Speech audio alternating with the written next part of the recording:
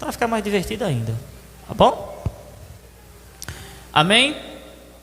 Vamos ler primeiro Filemon, capítulo 1, é um só capítulo. Capítulo 1, versículo 2. Filemon, né, capítulo 1, versículo 2. Depois nós vamos ler Colossenses, tá bom? Acharam? Diga achei. Vocês estão tão animados, isso me anima muito. É porque, se lembre que Deus não faz culto, viu? Deus recebe culto. O culto depende do crente, é o crente que faz, tá bom? Bom, Filipenses 1:2 diz assim: e a irmã Áfia e a Arquipo, nosso companheiro de lutas, e a igreja que está em sua casa. Em algumas traduções tem camarada, outras tem irmão de armas, que é a tradução mais próxima, ou mais correta, é irmão de arma. A Arquipo, nosso irmão de armas. Agora vamos ler Colossenses 4:17. Todos aí encontraram? Colossenses 4:17. Ok? Dizei a Arquipo, atenta para o ministério que recebeste no Senhor, para que o cumpras. Colossenses 4:17. Atenta para o ministério que recebestes no Senhor, para que o cumpras. Algumas traduções têm assim: cuide do ministério que você recebeu, para que você faça bem. Amém? Pode deixar sua Bíblia aberta. A gente vai utilizar alguns textos nessa noite, se Deus assim permitir. Bom, essas duas citações de Paulo sobre um homem chamado Arquipo. Eu não vou falar exatamente dele, mas eu vou falar do conselho de Paulo para ele, que cabe para nós. Arquipo possivelmente era filho de Filemon e de Áfia, e existia uma igreja na sua casa. E não só isso, alguns dados históricos vai constar que Arquipo era uma espécie de vice-coordenador do campo na igreja em Colossos, junto com o apóstolo que tinha naquela região. Alguns estudiosos chegam a dizer que esse Arquipo estudou com Paulo na escola com Gamaliel antes da sua conversão, mas a Bíblia não diz, eu não posso afirmar. Mas a expressão que Paulo usa quando vai escrever para Filemon de irmãos de arma, mostra que esse Arquipo foi em algum período um companheiro muito próximo de Paulo em batalhas e em pelejas. Porém, quando ele vai falar na carta aos Colossos, em Colossos, Paulo diz algumas coisas interessantes. A primeira coisa interessante é que no versículo 16, Paulo diz assim: lê essa carta na igreja dos Laodicenses, lá em Laodiceia, em Colossos, e lê na região. Então a carta que Paulo mandou para a igreja em Colossos era para ler em todas as igrejas da região, correto? Amém? E a carta era lida na igreja para todo mundo ouvir. Só que depois que ele diz isso, ele dá um alerta que toda a igreja vai ter que saber. Um carão na frente de todo mundo. E qual é o carão? Ele vai dizer: diga a Arquipo que preste atenção no ministério que ele recebeu do Senhor, que ele cuide daquilo que Deus lhe entregou, para que ele faça bem. Daí Paulo vai me mostrar aqui alguns conselhos para o ministério, ou algumas recomendações. Primeiramente, se Paulo faz isso, um carão na frente de todo mundo, para alguns crentes lá em Natal, onde eu moro, talvez em Limoeiro não, esse crente ia embora da igreja, porque o pastor era sem sabedoria, porque expôs ele na frente de todo mundo. Não é assim? Porque o pastor reclamou comigo na frente de todo mundo, eu vou embora. E Paulo está mandando ler em todas as igrejas, dizendo para ele: ei, se ligue, preste atenção no ministério, rapaz, acorde, desperte, faça as suas obrigações ministeriais.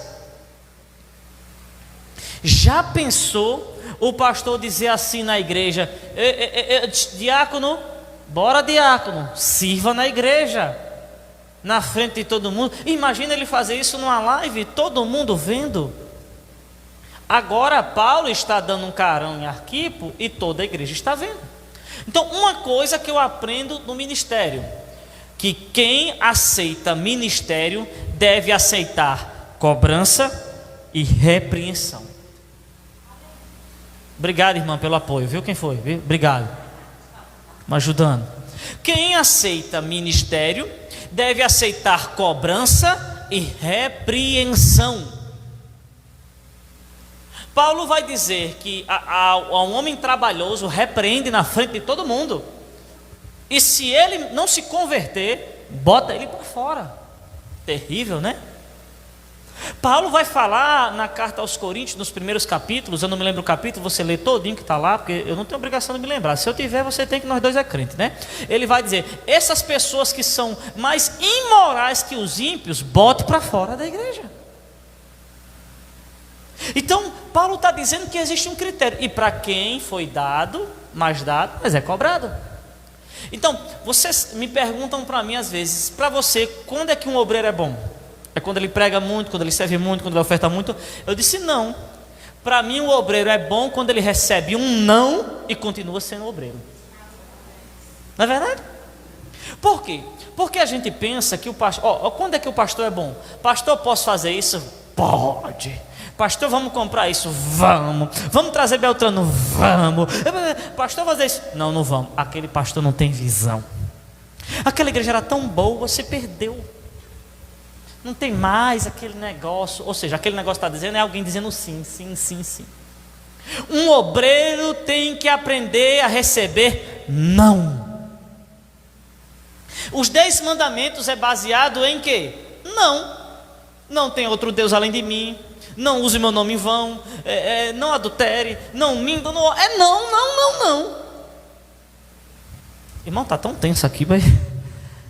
É baseado em não. Aí eu me lembro que no ano de 1900, não tem para que vocês saber, quando eu era um obreiro jovem na cidade de João Câmara, lá no Rio Grande do Norte, e eu estava começando a sair para pregar. Eu tinha 14 para 15 anos, saí para pregar, todo empolgado, tal e tal.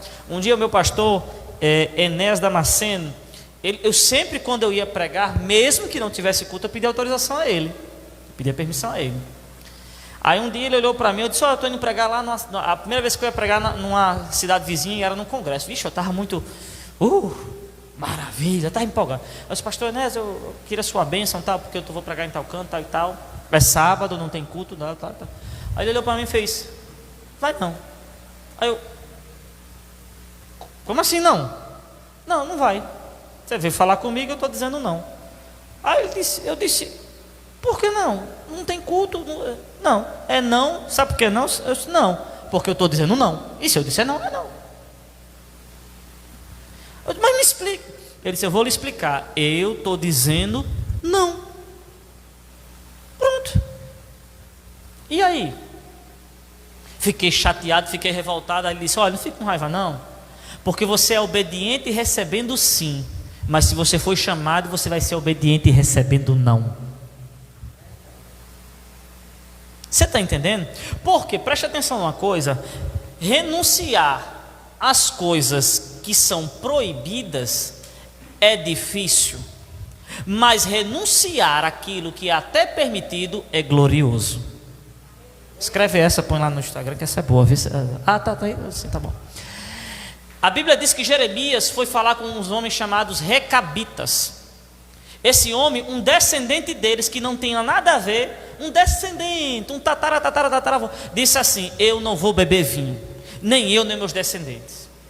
Aí, os tataranetos dele, Deus disse, Jeremias, vai lá onde eles estão, vai lá, chama eles para trás do templo e diga a eles que eu estou mandando eles tomar vinho. Deus mandando ele tomar vinho. E Jeremias foi lá, Deus está mandando você tomar vinho. Eles disseram, nós não vamos tomar. Mas Deus está permitindo, mas nós não vamos tomar. Por quê? Porque lá atrás tem uma aliança, e nós vamos honrar essa aliança que o nosso antepassado fez. Recebendo não, permitindo não. Então Paulo aqui está cobrando dele. Está cobrando. Então, aí pastor fica com medo. Irmão, não precisa que alguém mande você fazer o que você sabe que tem que fazer. Calma que a gente vai começar, viu? Aqui é só para a gente, né? Então, ele está cobrando na frente de todo mundo. Você não fez não, fulano? Ministério tem cobrança. Ministério tem carão. Ministério tem repreensão. Mas ministério também tem cruz, mas tem coroa de glória. Porque é um combate. Então, Paulo vai repreender. Então, aprenda a ouvir não e aprenda a ser cobrado sem se chatear. Aprenda a ser cobrado. Aprenda nisso. Vamos lá. O ministério, ele tem uma característica que as pessoas não entendem. O ministério, ele tem o seu recebimento e sua execução. Recebimento e execução. O ministério é assim. E quando eu digo ministério, eu estou abrangindo geral. Recebimento e execução. Recebimento é o que Deus mostra para mim. Execução é o que eu mostro para Deus. Então, o meu recebimento é pessoal. Deus me chama. Eu vou já falar como é que Deus chama. Deus me chama, Deus me colocou, Deus estou lá. Isso foi para mim. E às vezes o que Deus me chamou, não chamou ele, não chamou ele, não chamou ela. Porque o ministério é pessoal. Pessoal. O recebimento. Mas a execução é coletiva. Deus não dá nada espiritual para você ficar para você. Entendeu? Deus lhe dá um dom. Para que é o dom? Para você? Não. Para edificar o corpo. Deus lhe dá um chamado. Para quê? Para você, nesse chamado, você ser você? Não. É para abençoar outros. Então, é o tipo da coisa. As pessoas não entendem. O chamado é para outro. Então, Deus me chamou para pastorear. O que é que o pastor faz? Faz para pastorear ele mesmo? Claro, ele tem que pastorear ele mesmo, mas a execução do ministério é em outros. O evangelista, ele foi chamado para evangelizar quem? Só ele mesmo? Ele e outros. Então, o ministério é recebimento pessoal, mas a execução é coletiva. Por isso que na oração Jesus disse: Pai nosso. Paulo vai dizer: Cristo em vós, esperança da glória. Paulo vai dizer também: vós sois templo. Então, vós sois coletivo, templo singular, individual. Certo? Então, nós somos, o Salmo 46 diz: o santuário das moradas do Altíssimo. Vós sois corpo. Somos membros de um só corpo. Então, o que acontece? O que eu recebi de Deus e dediquei a Deus e busquei a Deus, eu li, eu estudei, eu orei, eu jejuei para quê? Para ser instrumento para outro. Ministério que não serve para servir outro não serve para nada. Essa também é boa, viu? Anoto lá depois. Ministério que não serve para servir outro não serve. Vocês estão tão caladinhos assim, mas porque estão escutando, né? Tá, né? Então o que acontece? O ser é para outro. Para outro. Louvar, adorar, é sempre para outro. E eu não recebo quando você fizer o seu ministério exercer em prol da vida de outro, outro vai exercer sobre você e assim vai um sobre o outro e há uma multiplicação. Porque é interessante que quando Deus junta os propósitos, o serviço de cada um, né, o aumento é extraordinário. Mas vamos lá. Então, recebimento. Paulo vai falar em Efésios 3, você lê que a gente não vai dar tempo de ler tudo. Ele vai dizer em Efésios 3 que Paulo chamado para ser apóstolo dos gentios. Aí tem um versículo que a gente põe muito nas campanhas de oração. Acho que é 3,14. Por esta causa me ponho de joelho. Aí a gente pensa que a causa é o carro, é o trabalho, é o marido. Não é. Aquilo que Paulo está dizendo, o que eu me ponho de joelho, sabe o que era? Para que vocês se firmem, para que vocês sejam crentes. Então Paulo estava com a campanha de oração para o quê? Para os crentes ser crente. pessoal dele. Porque ele dizia: em nada tenho minha vida preciosa, desde que eu possa cumprir a carreira que eu fui chamado. Porque às vezes tem gente só carregando a cruz, mas quem é chamado para o ministério, ele não carrega a cruz. Ele já está crucificado com Cristo, não vive mais ele, mas Cristo vive nele, e a vida que ele vive na carne, vive para a glória do Filho de Deus. Ele subiu ao monte. Quem é chamado para o ministério tem que aprender a queimar carroças. Porque quando Elias passa por Eliseu e joga a capa, aquilo era um costume. Quando se jogava a capa no outro, você estava escolhendo. Por isso que Ruth se deita nos pés de Boaz. Isso aqui é para quem conhece a Bíblia, viu? Vamos lá. Se deita aos pés de Boaz, e quando Boaz acorda, olha para Ruth. E Ruth, o que é isso? Aí Ruth diz: põe a tua capa sobre mim. Ruth estava dizendo: me escolhe. Então quando Elias joga a capa sobre Eliseu, ele estava dizendo: te escolhi. Eliseu corta. Eliseu era mais velho que Elias. Eliseu tinha casa, tinha trabalho, tinha sua renda. Elias tinha o quê? Por aí zanzando, acaba e pega, não pega, não pega. E ele entrega, ele queima lá a carroça, o arado, mata os boi e vai-se embora. E lá na frente, quando Elias está para ser levado ao céu, num redemoinho, a Bíblia diz que os profetas, com inveja, o profeta: ei, o teu Senhor vai ser tomado de ti, está sabendo? Os profetas estavam dizendo: não valeu a pena a sua carreira. Só que valeu, porque vale a pena. A vitória não é de quem corre, é de quem chega. Às vezes a gente corre, cansei no caminho, morri, né? Olha, porque é engraçado, ó, que eu vou dizer aqui, isso é pensamento meu, ninguém é obrigado a crer. Olha, a casa está sempre pronta para receber quem se afastou e quem caiu. Porque o pai recebeu o filho pródigo de volta, não foi? Não é bonito? Mas o filho pródigo veio querendo ser servo, não o dono da fazenda. Aí tem uns cabos que faz, que aponta, que vai. Aí voltei, Deus mandou. Aí quer como dono da fazenda. Você não é o dono da fazenda mais não, você jogou fora. Porque ministério é um privilégio, é uma oportunidade. E eu tenho que exercer para o outro. Mas vamos adiante. Vai ficar uns pedacinhos para outros dias, aí o pastor vai e emenda, viu? Ministério não é um evento, é um movimento. Ministério não é um evento, é um movimento. Tem gente que pensa que ministério é esse aqui. Não, isso aqui não é ministério. Não é ministério. Isso é uma reação de um ministério. Você está entendendo? Porque ministério não é um evento, é um movimento. Então o cara pensa que eu fui chamado para fazer a obra de Deus, então eu quero sair pregando para cima e para baixo. Tá, cara, isso tem o seu valor, tem o seu local, tem o seu chamado, mas ministério não se resume nisso. Ministério não se resume nisso. Ministério não é uma coisa só de fim de semana, mas é algo para uma vida toda. Eu acho lindo o apóstolo Paulo. O cara que, segundo a história da Bíblia, plantou mais igreja, abriu mais igreja. O cara tinha, a sua família, a família do apóstolo Paulo tinha uma certa condição financeira. Ele era judeu puro sangue, tinha cidadania romana. O cara falava vários idiomas. O cara foi lá em Atenas nos filósofos e deixou todo mundo lá. Os caras disseram: vamos embora que a gente não consegue debater com você não. O cara muito... Mas no final da vida, o apóstolo Paulo não tinha uma pessoa para defender, nem tinha uma capa para se esquentar. Mas quando ele estava lá, ele disse assim: sabe de uma coisa? Eu combati um bom combate, acabei a carreira e guardei a fé. Porque ministério não é isso, né? Lá na nossa igreja nós temos um dizerzinho e a gente: ministério não é palco, é altar. No palco as pessoas lhe vê, vão para lhe ver.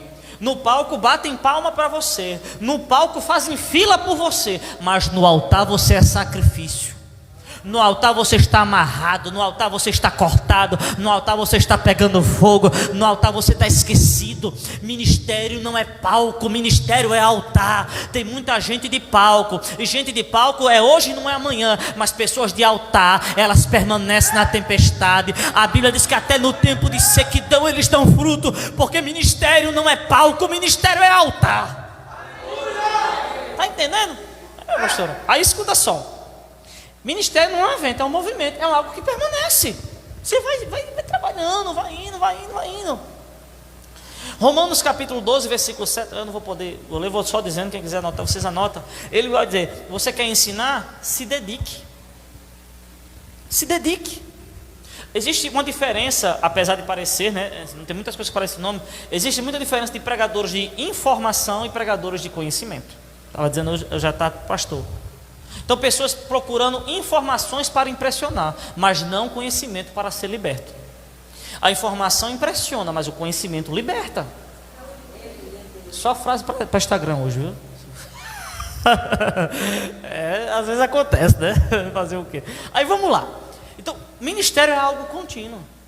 Então, às vezes você vem para um culto, você ouviu uma palavra de um pregador, você se empolgou, você está com a unção do mundo todinho. Onde é que tem um centro de macumba para eu fechar, bater a porta, quebrar tudo? Vamos comprar, e vamos fazer. Aí você vai, porque você se empolgou com um evento. Aí a outra semana, cadê fulano? Não sei, nunca mais eu peguei. Será que está doente ou não está? E aí, fulano, por que não vem? Ministério não é evento, é movimento, permanece, tem que ter continuidade. Vamos lá? O ministro deve ser, isso aqui foi um escritor chamado Jim Roy, eu não sei nem falar esse nome direito, né? Ele disse: o ministro deve ser forte, mas não rude, deve ser gentil, mas não fraco, deve ser ousado, mas não valentão, deve ser humilde, mas não tímido, deve ser orgulhoso, no bom sentido, mas não arrogante, deve ter bom humor, mas não pode ser desequilibrado. É coisa séria, não é negócio de outro, mas vamos adiantar. Um ministro chamado por Deus, né? Ele tem que entender que o ministério, o seu chamado, ele não começa na igreja, né? Porque na igreja é fácil, né? Na igreja não é fácil? 2 horinhas, menino. Quem aqui não consegue? Acaba não conseguir ser crente em 2 horas na igreja. Esse está mais do que desviado, né? Até o diabo se desfaz em anos de luz. Então, ser crente na igreja? Mistério, vamos embora. É fácil. Só que a Bíblia vai mostrar que o ministério começa não na igreja, mas em casa. Começa em casa. O ministério, existe 2 paralelos. Noé perdeu o mundo todinho, mas salvou a família, né? Davi ganhou o mundo todinho e perdeu a família. Porque Noé foi obreiro para a sua família, mas não para o mundo, apesar de ser pregoeiro da justiça. Davi foi para o mundo, mas não para a família. Você se lembra? Davi tinha umas noção. Isso aqui vai ficar para outro dia, só uma perolazinha para você estudar. Quando o Natan chegou e disse assim: esse homem comeu a ovelha, pegou a ovelha lá do outro, devorou lá, fez o churrasco. Aí Davi disse: ele tem que restituir 4 vezes. Aí Natan disse: esse homem é você. Davi lançou uma sentença sobre a família, porque não soube usar o poder da palavra que estava sobre ele. Porque ele era rei na sua família, ele era ungido na família. Você sabe quantos filhos de Davi morreu? 4. Conta lá. Você vai contar o primeiro filho de Batseba, Absalão, Aminon e Adonias. Por quê? Quem foi que deu a sentença? O pastor da casa. O pastor da casa. Porque a palavra é tão poderosa aqui, que é poderosa aqui, é poderosa lá em casa. Porque o ministério começa lá. Aí Paulo vai falar, isso é só uma pérolazinha, dá para pregar outro dia, isso é bom. Aí Paulo vai falar na primeira carta a Timóteo, capítulo 3, versículo 4, ele vai dizer que antes de governar na igreja, deve governar na sua casa. Então, você tem que ser igual lá. Igual entre aspas, viu? Olha a limitação. Porque você pode fazer da sua casa a casa de Deus, mas não da casa de Deus a sua casa. Entendeu? Lá em casa eu grito, né? Na igreja eu também grito, né? Mas isso é outra história. Mas lá em casa eu grito, eu boto o pé em cima do sofá, mas na igreja não. Na sua casa você dá ordem, o que vão comer, o que não vão comer, a hora que começa, a hora que termina. Na igreja não. Você não está pagando ingresso não. Aí o ministério começa em casa. Aí Paulo vai ser ainda mais pesado. Na primeira carta de Paulo a Timóteo, capítulo 5, versículo 8, ele vai dizer: cuide dos seus, dos domésticos da fé, da sua família. Porque se não fizer isso, você é pior do que o ímpio. Você é pior do que o ímpio, rapaz, e você negou a fé. Então, se você é pior do que o ímpio, e o ímpio vai para o inferno, e tu? Vai para onde? Vamos lá. O ministério começa em casa. Então, isso aí você já sabe. E ele se reflete na igreja. Então, a igreja tem que ser um reflexo de quem eu sou lá em casa. como obreiro. Eu sempre digo lá na igreja uma coisa, sabe? Às vezes até pego de maneira pesada, que eu tenho que ser pastor lá em casa. Se eu for pastor dos meus filhos, da minha esposa, não adianta eu ir para a igreja. Vou fazer o que lá? Vou pregar o que lá na igreja? Vou pregar o que lá na igreja? O que é que eu vou fazer? Me diga aí. Não adianta. Começa lá, porque é o primeiro ministério. É lá que começa. Aí tem obreiro, né, em Natal, que no dia que o filho ou a filha dele vê ele de joelho orando, vai tomar um susto. Mãe, o papai estava caído ali, será que ele morreu? Porque ele não ora em casa. No dia que ela ou ele pedir perdão ao marido ou à esposa, esse marido cai arrebatado na hora. Puf. No dia que ele disse assim, me perdoe que eu estou errado, ou estou errado, por quê? Porque lá ele não é obreiro, né? Olha, irmão, sorri porque vai ficar atento. Aí lá pastor, você já viu o jeito? A irmã está assim, está gritando dentro de casa, tá? Não sei o que, papapá. Aí toca o celular, a irmã do pastor, e cala a boca que eu vou falar com a irmã, e não sei o que. Oi, abençoada, graça e paz. É terrível, né? É só em Natal, né? Então, por quê? Porque minha conduta lá, minha conduta aqui é assim, ó. Que eu sou do fogo, eu pulo, rodopeio, sapateio, se eu começar aqui não tem quem me segure mais, eu vou me embora. Mas em casa eu não tenho esse poder. Em casa eu não tenho essa autoridade. Em casa eu não tenho essa postura. Mas aqui... Mas em casa eu não dou uma palavra a um filho, eu não dou uma palavra ao esposo, eu não dou uma palavra à esposa, a esposa precisa de uma palavra, o esposo precisa... E não tem. Não tem. Não pode contar. Aqui eu limpo, eu varro, em casa a mulher, meu filho, lava esses pratos, lava você que você não está aleijada. Como é que eu sirvo? Aí, mas aqui eu sirvo. Mas eu começo servindo lá. Não estou dizendo que você vai fazer não, faça se você quiser, viu? A casa é sua, a mulher é sua, não estou dando um exemplo. Então, eu não sirvo em casa, mas eu acho que aqui, ainda tem umas pessoas que não lêem a Bíblia e diz assim, eu vou para a igreja, se vocês não quiserem, fiquem vocês, vão tudo para o inferno, que eu vou para o culto, adorar a Deus. Você não vai não. Porque você, marido, vai dar conta da sua família. Aí é o crente SSS. Salvo, satisfeito, sossegado. Estou salvo, quem quiser. Que a salvação é individual, não é assim que a gente sabe que a salvação é individual? A salvação é individual, o recebimento.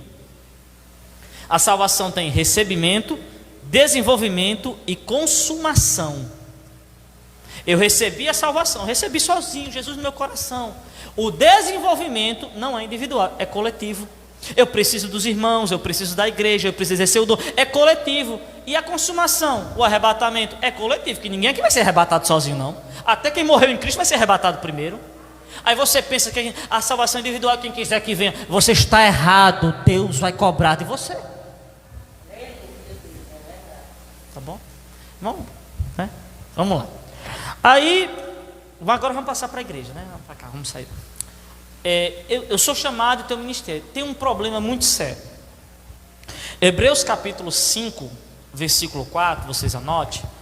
O escritor vai dizer assim: ninguém tome essa honra para si, a não ser quem Deus chamou. Ele está falando do sacerdócio. E ele diz, como Arão foi. Hebreus 5, 4. Ele está dizendo, não se chame não. Porque tem gente querendo exercer aquilo que não foi chamado para exercer. Esse negócio, meu pastor, de exercer aquilo que não foi chamado para exercer, é tão sério que, olha só, quem pecou mais, Saul ou Davi? Bora, me ajuda, participe do culto, tenha medo não. Quem? Davi pecou mais do que Saul. E por que Deus perdoou Davi e não perdoou Saul? Porque o erro de Saul não foi só desobedecer, ele desonrou Samuel e tentou exercer a função que não era dele. Quem pecou mais? Pedro ou Judas? Quem? Pedro. E por que Judas morreu? Por dois motivos. Primeiro, porque ele não esperou o domingo. Então, irmão, espera o domingo, viu? Segundo, Judas nunca chamou Jesus de Cristo nem de Senhor, só chamava de mestre. Ah, ele prega bem, é o mestre, é o mestre, é o mestre, é o mestre. E quando você se coloca na posição, na altura de alguém que foi chamado por Deus para uma coisa mais excelente, você está cometendo um pecado terrível. Me diga uma coisa. Vamos lá, meu pastor, depois... Direitos na igreja são iguais, sim ou não? Bora, me ajuda, sim ou não? Não. Por quê? Porque as obrigações não são iguais. As obrigações não são iguais. As posições não são iguais. As funções não são iguais. A quem é mais dado é cobrado, porque quando Paulo vai falar para Timóteo para repreender o irmão, repreende ele em particular. Mas quando é para o presbítero, Paulo diz: falo na frente de todo mundo. Não é igual. Mas aí eu chego e eu quero me equiparar. Pastor, olha, isso está só filmando, está transmitindo não, né? Está transmitindo? Uns irmãos lá da nossa igreja vai rir o que eu vou dizer aqui. Lá a gente colocou uma classificação de um tipo de irmãos que só tem lá também, chamado Prime. Prime. É os Prime. Porque a gente chega assim e diz assim: irmão, porque eu gosto de ler um livro. Eu gosto também, mas eu leio mais. Não, porque eu já me dediquei muito na obra dele. Eu também, mas eu me dediquei mais. E ele sempre, porque ele quer estar de igualdade, com uma ânsia de estar em cima também. Porque é o Judas: mestre, tu prega bem, mas eu também sou escriba. Tal. É o mal de Saul. Samuel não está, mas eu também posso fazer. Qual a diferença de Samuel para mim? É os Prime. E a Bíblia está dizendo: não queira fazer o que não foi chamado. Faça o que você foi chamado para fazer. Pastor, o que é que eu fui chamado para fazer? Minha filha, se eu passar a lista aqui que você foi chamado para fazer, você vai desistir. Você vai desistir. Então ele vai dizer uma coisa interessante: assim como foi Arão. Olha, irmãos, nós vivemos em tempos, eu vou só dessa palhinha, viu, meu pastor, bem rapidinho. Vivemos em tempos que as pessoas pensam que a igreja... É isso mesmo a hora?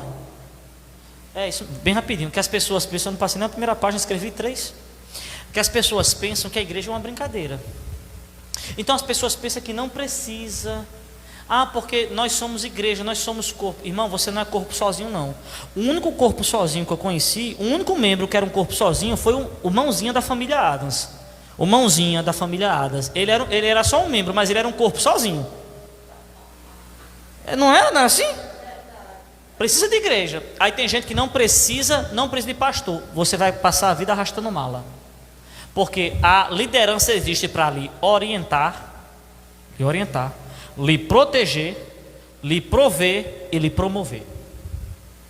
Nunca vai andar desorientado porque não tem orientação ou não respeita a que tem. Vai andar por aí, arrumando bagunça, confusão, fazendo um dia desmanchando o outro. Nunca vai ser provido, vai sempre ter falta porque não está debaixo de alguém que prover. Vai achar ruim, ninguém me ajuda. Por que não lhe ajuda? Você não vai ser protegido porque você não quis ficar debaixo de nenhuma autoridade. E nunca vai crescer porque não vai ser promovido, que quem promove é a liderança. Isso é Bíblia, viu? Eu não posso dar detalhes assim, eu estou só fazendo um resumo, viu? Então ele vai dizer, tem que ser chamado por Deus. E quando é chamado por Deus e exerce o que Deus chamou, Deus lhe defende. Por várias vezes Deus defendeu Arão, mas uma delas foi interessante, que a Bíblia diz que todo mundo estava dizendo, esse negócio de Moisés ser o profeta, o juiz, e Arão ser o sacerdote, e Miriam a profetisa, isso é uma panelinha, isso é arrumadinho de família. Aí Deus disse, Moisés, junta todo mundo aí, os principais aí, os anciãos das famílias, manda cada um pegar o seu bordão, colocar em frente da tenda, e amanhã eu vou provar quem eu chamei e quem eu não chamei. Aí cada um pegou a vara. A vara, preste bem atenção, que eu vou ligar uma coisa a outra que você não sabia. A vara é um pedaço de pau seco, não tem vida, não é um ramo, não é um galho que ainda possa ter um pouco de vida, é uma vara seca, não tem vida. Se plantar, adubar, regar, pode ser que de 3 a 5 anos, pode ser que ela comece a brotar alguma coisa, pode ser. Se fosse um galho, era de 6 meses, dependendo da planta. Mas uma vara de 3 a 5 anos, talvez. Deus foi, e o que foi que Deus fez? No outro dia, a vara de Arão tinha florescido. Deus estava provando que tinha chamado Arão. Porque quando você está na direção de Deus, Deus acelera processos para atingir propósitos. A escrever também, essa é boa. Quando está na direção, Deus acelera processos para atingir propósitos. Por isso, e eu preguei muito uma coisa assim, que Jeremias capítulo 1, versículo 11, aí desceu do céu, a Bíblia vai dizer assim, o que vê Jeremias? Ele se veja uma vara de amendoeira. Aí eu ficava dizendo, é porque a vara de amendoeira floresce, só que ali é uma vara de amendoeira, não é um pé de amendoeira não. Quando Deus disse, vê o que? Uma vara de amendoeira, Deus estava lembrando Jeremias lá do princípio, porque Jeremias também era filho de sacerdote. Ele estava lembrando de Arão, lá atrás. Por quê? Porque Jeremias disse, eu não tenho 30 anos ainda para ser sacerdote. Aí Deus disse, veja a vara da amendoeira, como eu acelerei o propósito lá na vida de Arão, eu vou acelerar você, e você vai entrar fora do tempo dos homens, mas no meu tempo. Na direção de Deus. Isso é boa, pastora, pode pregar depois, que essa é boa, viu? Aí o que acontece? Vamos lá. Tem que ser chamado por Deus, como foi Arão. Não vai dar tudo não, vai ficar para outro dia. Nem tudo que é para todos, nem todos são para todos, e nem tudo é para todos. Preste atenção. Nem todo mundo vai ser o pregador, nem todo mundo vai ser o pastor. Tem gente que Deus chamou para arrumar a igreja. Isso é desonra? Não, isso é glorioso, né? Porque se eu for fazer um lacinho para enfeitar a igreja, eu acabo fazendo o meu nome, mas não consigo. Isso é glorioso. Nem todo mundo vai ser chamado para ser o professor, nem todo mundo vai ser chamado para ser o cantor. Tem um homem na Bíblia em 1 Samuel 23:8, eu acho. Tem os valentes de Davi. Aí tem um homem chamado Josebe Bazebe. A Bíblia diz que ele era um homem que só sabia usar uma lança e matou 800 homens. Com uma lança. Era um espadachim, era um negócio meio... Com uma lança o cara numa guerra sozinho matar 800 homens. Como é que é um negócio desse, irmão? Porque a questão não é a quantidade de talentos, mas exercê-lo com excelência para a glória de Deus, mesmo que seja só uma lança. Aí vamos lá que vai ficar o resto para outro dia. Nem todo mundo foi chamado para pastorear, mas quem quer pastorear? Amém, glória a Deus. 1 Timóteo 3:1 diz que quem quer o episcopado, boa coisa quer. Eu acho que isso aí foi uma brincadeirazinha de Paulo. Paulo está querendo dizer, sabe? Eu acho que Paulo disse isso com ironia. Não, meu filho, você quer? Venha, né? Mas isso é outra história. Bom, existem dois tipos, isso aqui eu tenho que falar, dois tipos de pessoas chamadas. Existem pessoas chamadas por Deus, que tem que ser aprovada pelos homens, e pessoas chamadas pelos homens que têm que ser aprovadas por Deus. Eu vou só citar aqui para você exemplos. Por exemplo, Paulo foi chamado por quem? Quem foi que evangelizou Paulo? Quem foi? Me ajuda, irmão, a participar do culto. Quem foi que evangelizou Paulo no caminho de Damasco? Foi Jesus. Mas quem foi que orou por ele, para ele ficar bom da vista? Ananias, o bispo da igreja. Quem foi que deu revelação a Paulo? Jesus. Mas quem foi que levou ele para os apóstolos? Barnabé. Quem foi que disse, separe Paulo e Barnabé e Paulo para a obra que eu tenho? Foi o Espírito Santo. Mas quem foi que orou por eles? A igreja. Então, porque quem me chamou é Deus, não foi homem, tal e tal. Quando Deus chama, tem que ter o direcionamento da igreja. A igreja tem que reconhecer. Esse negócio eu chamei, não, isso é mentira, isso é heresia, isso é coisa diabólica. Homens e mulheres chamados por Deus, ele tem as pessoas, a igreja que lhe dá o aval, que lhe orienta, que lhe recomenda. E tem as pessoas que foram chamadas pelos homens e aprovadas por Deus. Quer ver? Os 7 primeiros diáconos. Quem foi que escolheu os 7 diáconos? A igreja. Tito, capítulo 1, versículo 5 de Tito, em Atos 6, os 7 diáconos a igreja chamou. E Tito, capítulo 1, versículo 5, Paulo diz a Tito, chame os presbíteros, coloque presbíteros na igreja. Quem colocava os presbíteros? Era Tito. Aí Paulo disse, ore para Deus revelar quem é. Não, Paulo disse, observe se o cabo é bom de Bíblia, se o cabo tem respeito da família, da comunidade. Quem vai colocar? É Tito. E quem vai aprovar? É Deus.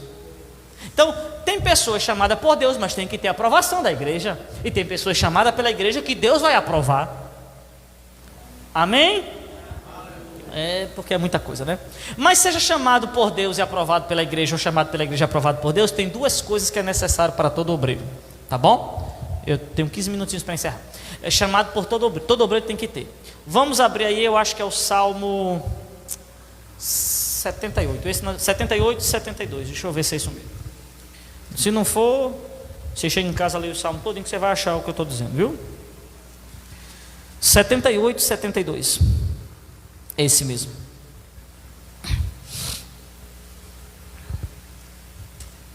Vamos lá. E Davi os apacentou segundo a integridade do coração, do seu coração, e os guiou com a perícia das suas mãos. Diga assim: coração, finge que jantou, e diga mãos. Então, integridade do coração e perícia da mão. Caráter e habilidade. Integridade de coração, caráter. Você vai encontrar na Bíblia, para ser um obreiro, pelo menos 20 requisitos. A Bíblia vai dar pelo menos 20 requisitos para você ser um obreiro.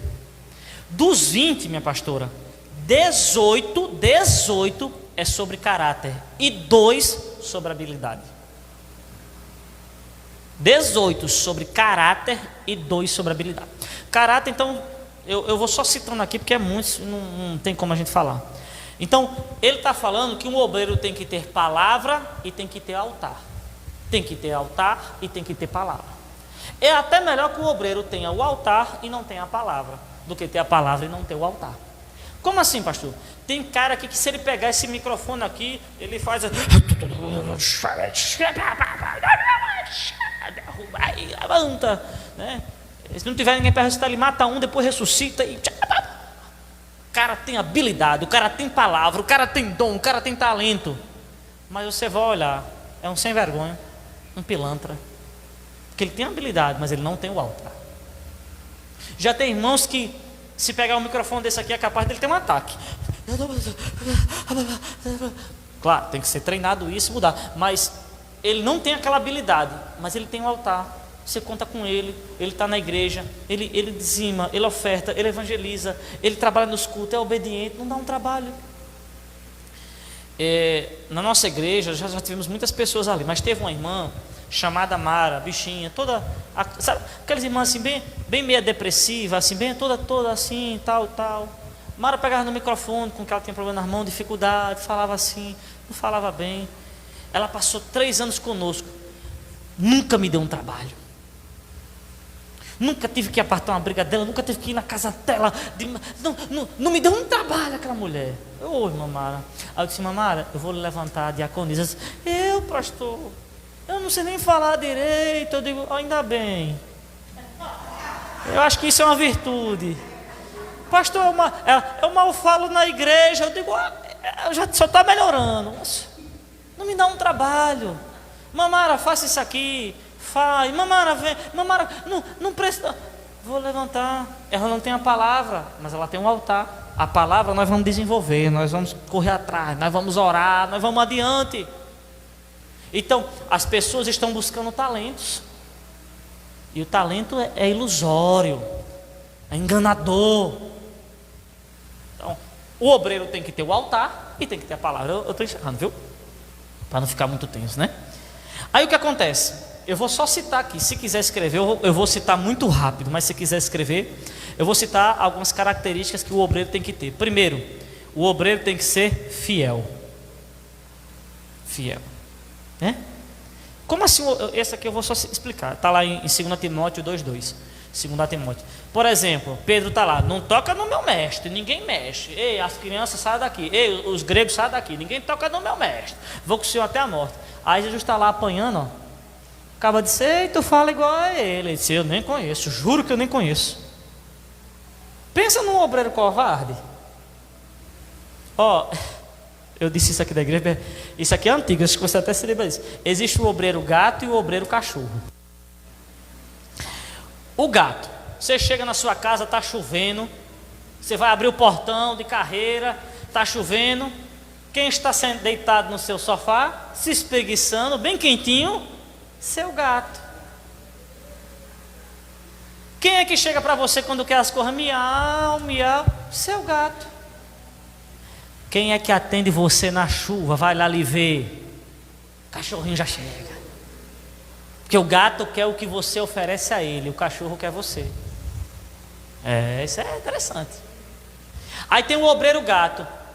Tu congrega onde, fulano?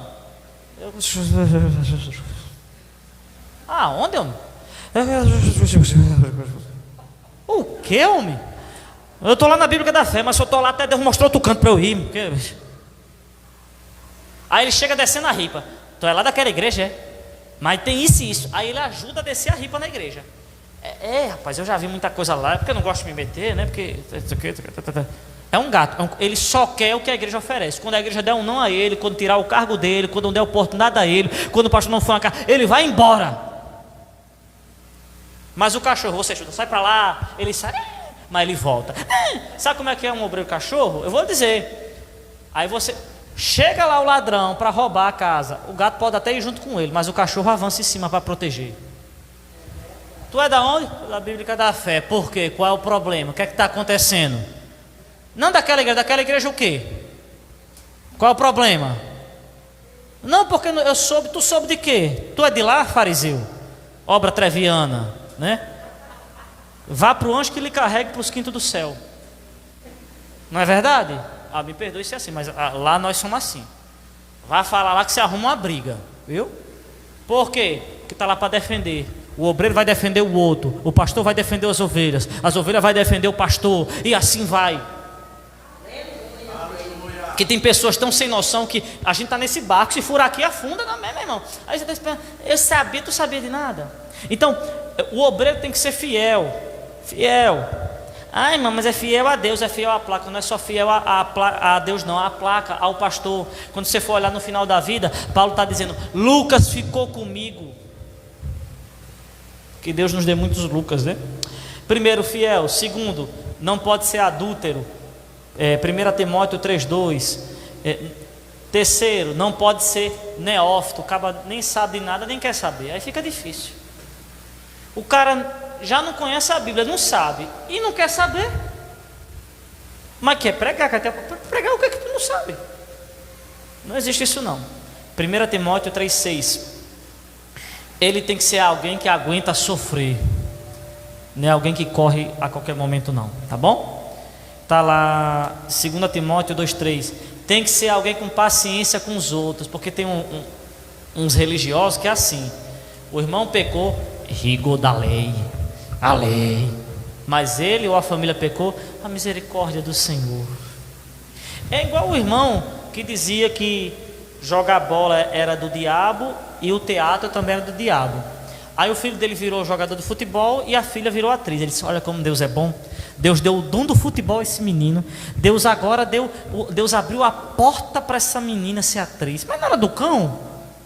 Porque eu tenho paciência comigo, mas com os outros eu não tenho. 2 Timóteo 2:23.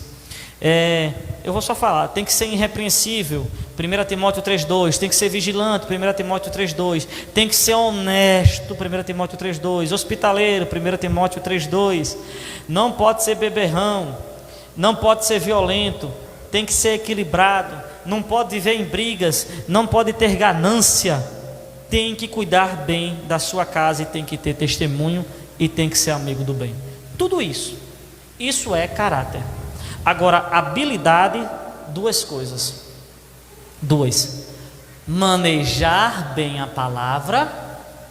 Me ajuda aí, não tá coisando aí, coisa aí. Manejar bem a palavra e servir as mesas. Tá descarregando, né? Agora que a minha começou a carregar.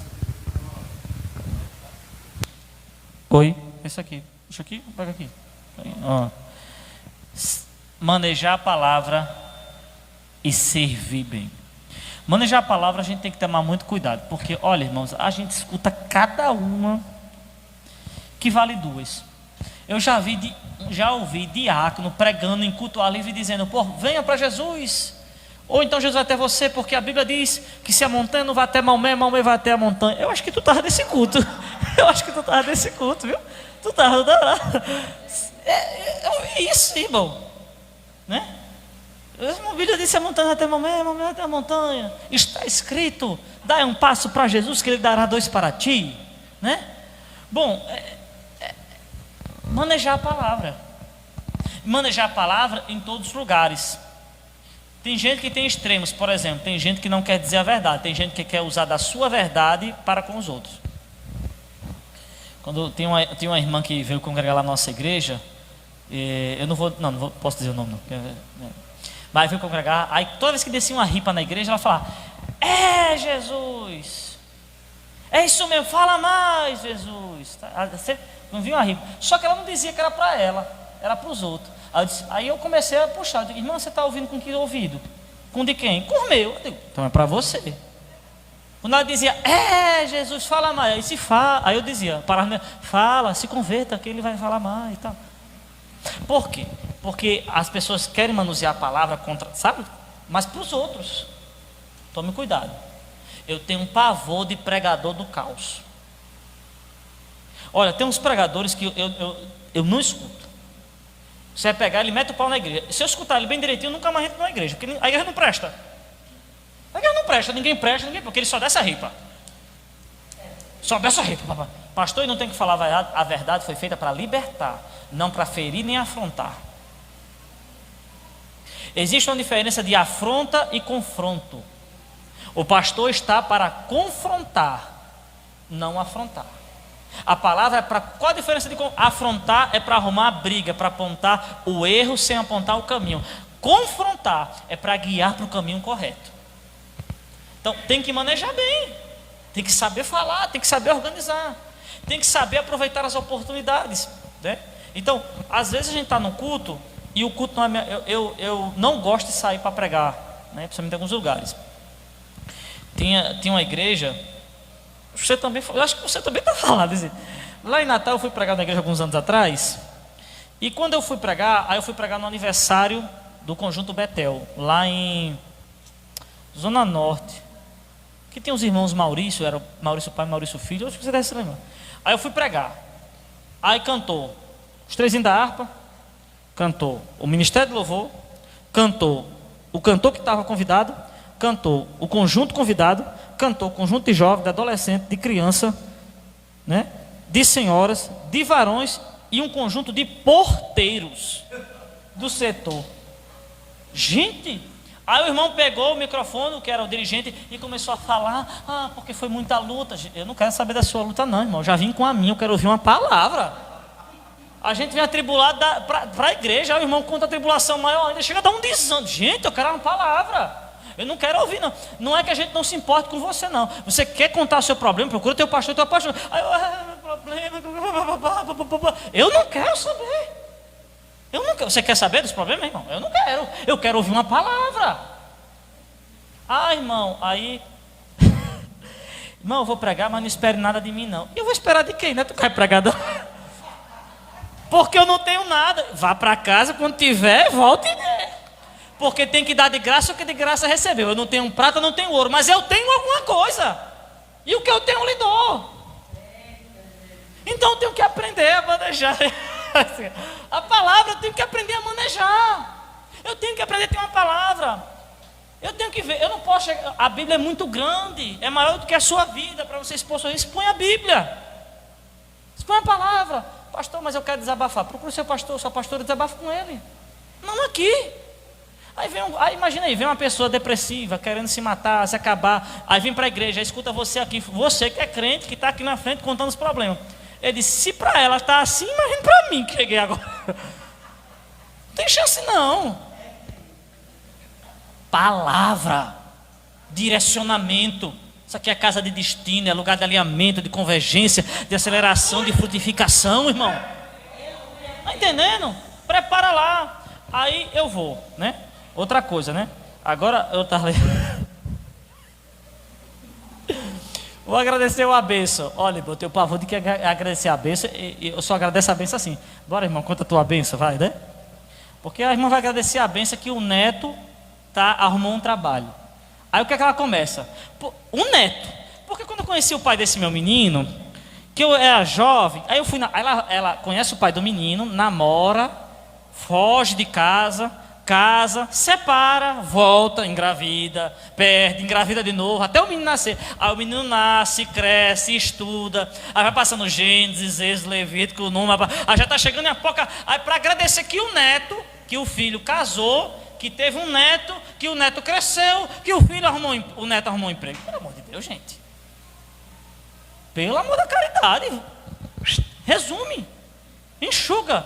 Sim, aí eu fui pregar nesse lugar, aí eu já estava injuriado, né? Mas eu, né? Aí, 9h20, o dirigente pegou o microfone, né? Cantou todos os conjuntos, aí o dirigente disse: irmão, agora vamos para a melhor parte. Isso me dá uma raiva. Para a melhor parte. Nem parece que não quer. Ou eles gostam tanto que não querem nem gastar, né? Acho que é melhor. Gostam tanto que não querem nem gastar, dá só, né?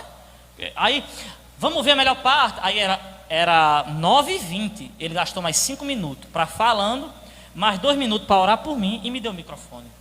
Aí eu tenho esse costume, até que hora eu posso ir? Aí disse: eu já tinha perguntado, pode ir até 9h30, 9h35. Sim, e quando ele foi falar, eu disse: irmão, é porque a gente não tem costume de passar das 9, já era 9h20. Mas como é festa, a gente vai até 9h30, 9h35, era 9h20. Peguei o microfone, sim, e reclamou do relógio, porque esse relógio não ajuda, e não sei o quê, e bababá. Eu peguei o microfone e disse: eu saúdo os irmãos com a paz do Senhor, parabenizo o conjunto pelo seu aniversário e tal, quero agradecer essa oportunidade. Quero dizer aos irmãos que se comprar uma pilha, o relógio funciona bem, viu? Deus nos abençoe em Cristo Jesus, amém. Que o relógio funciona correto, não funciona? Não funciona, a gente troca, apesar que esse aqui está dando 7 horas, mas não é não, viu? Esse aí tem que trocar a pilha, porque aqui já é 9h02, viu? Ali é 7. Tá certo? Então, administrar a palavra. A palavra. Maneje bem a palavra. Aproveite as oportunidades, né? Aprenda direitinho como é a situação e escute a palavra, gente. Olha, os obreiros, aqui não, também lá na Missão Shaddai não, mas em outras igrejas de Natal, o cara vai orar pelo pregador de 8 horas, o pregador vai orar pelo pregador: Senhor, o culto começou de 7, entramos agora na tua presença. E esse cabo estava onde? Estava onde? Que o culto começou de 7, o cabo agora que vai entrar na presença para orar pelo pregador, estava onde? Porque eu entrei na presença quando eu aceitei Jesus. Poxa, gente, um obreiro tem que estar preparado para isso. Vou dar uma oportunidade, irmão, porque eu quero cantar um hino aqui 380 da harpa, que é o maior da harpa, viu? Eu vou ler aqui um pequeno salmo, 119, que é o maior do salmo. E também quero contar o testemunho. Não, aí canta o hino. Não, primeiro ele conta o testemunho, aí lê o salmo para não ficar só nas palavras, e depois canta o hino. Gente, pelo amor de Deus. Um obreiro tem que aprender a manejar bem a palavra, a oportunidade e servir. Servir. E é triste às vezes o pastor ter que adular, olha para cá que eu estou encerrando, os crentes para fazer aquilo que é um dever dele.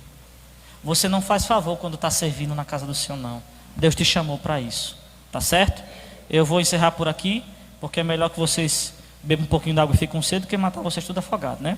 Quero agradecer minha oportunidade no nome do Senhor Jesus, meu pastor. Amém? Glória a Deus. Aleluia. Aleluia. Amém? Vamos ficar de